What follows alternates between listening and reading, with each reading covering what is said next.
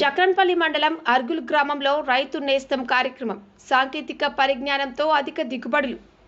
రైతులు భూసారం పెంచుకోవడానికి పంట మార్పిడి చేసుకోవాలని, సాంకేతిక పరిజ్ఞానాన్ని వినియోగించుకొని అధిక దిగుబడులు సాధించాలని గ్రామీణ ఎమ్మెల్యే డాక్టర్ భూపత్ రెడ్డి పేర్కొన్నారు. మండలంలోని అర్గుల్ రైతు వేదికలో సోమవారం కలెక్టర్ వినయ్ కృష్ణారెడ్డితో కలిసి రైతు నేస్తం కార్యక్రమంలో సీఎం రేవంత్ రెడ్డి ప్రసంగాన్ని వీసీ ద్వారా వీక్షించారు.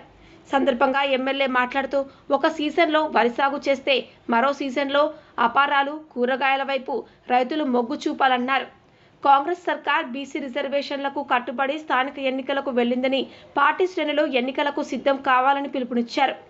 ఆర్మూర్ ఆర్డీఓ రాజాగౌడ్, డిఏఓ వీరస్వామి, మాజీ DCMS chairman Musku Saireddy, AO Devika, EAO Bhaskar, tahsildar Kiranmayi, MPDO Satish Kumar, society chairman Armoor Gangareddy, Nagula Srinivas, Katipalli Narsa Reddy,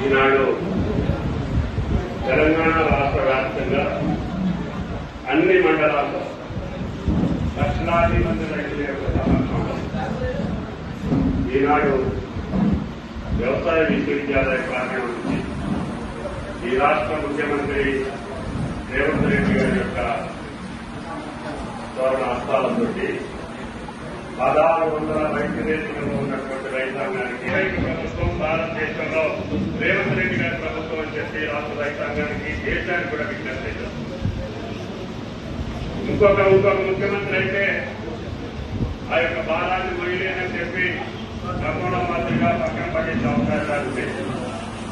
కానీ కొన్ని మనిషి నాకు చిన్న వయసులో నేను రాష్ట్ర రైతాంగంలో రాష్ట్ర ప్రజలు నాకు అవకాశం ఇచ్చారు కాబట్టి కష్టాలున్నా, ఇబ్బందులున్నా నా రైతాంగాన్ని మీరు ఆదుకొని దేశాన్ని, ఈ రాష్ట్రానికి మార్గదర్శకంగా ఉండాలనే కోరికతోటి రైతు రుణమాఫీ అనేది మరి అధికారులకు, ఎంపీడీఓ గారు, ఎంఆర్ఓ గారు, మరి అగ్రికల్చర్ డిపార్ట్మెంట్ అందరూ కూడా, పత్రికా విలేకరులు అందరూ కూడా పేరు పేరున నమస్కారాలు.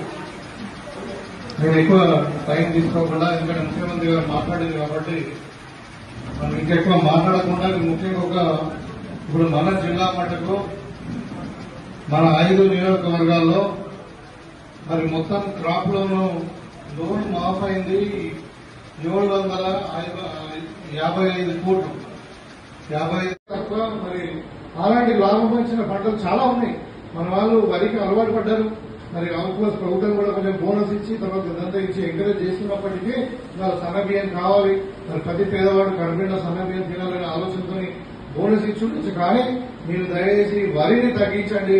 అట్లీస్ట్ ఒక క్రాప్ వరి పెట్టి ఇంకో క్రాప్ అనే కానీ వేరే క్రాప్ సైడ్ మనం వెళ్తే మన భూసారాన్ని మనం కాపాడుకునే వాళ్ళైతే, మన కనీసాల ఆరోగ్యాన్ని కూడా మనం కూడా కాపాడుకునే వాళ్ళు అవుతామని తెలియజేసుకుంటూ, మరి నిజంగానే ఇవాళ తెలంగాణ నంబర్ 1 గా రైజింగ్ తెలంగాణ అంటే మన రోల్ మోడల్ గా తయారైంది. ఒక వ్యవసాయమే కాదు, ఇవాళ మనము మొన్న మిస్ వరల్డ్ కాంపిటీషన్ పెట్టుకున్నాం, బ్యూటీ ఫర్ ద పర్పస్ అని.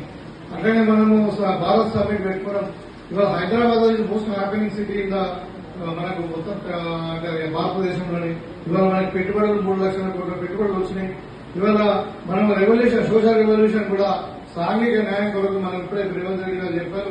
ఇవాళ దళిత కుటుంబాల నుండి మనం 5 ముఖ్యమైన నాయకులను మనం ఉన్నత స్థాయిలో పెట్టుకున్నాం.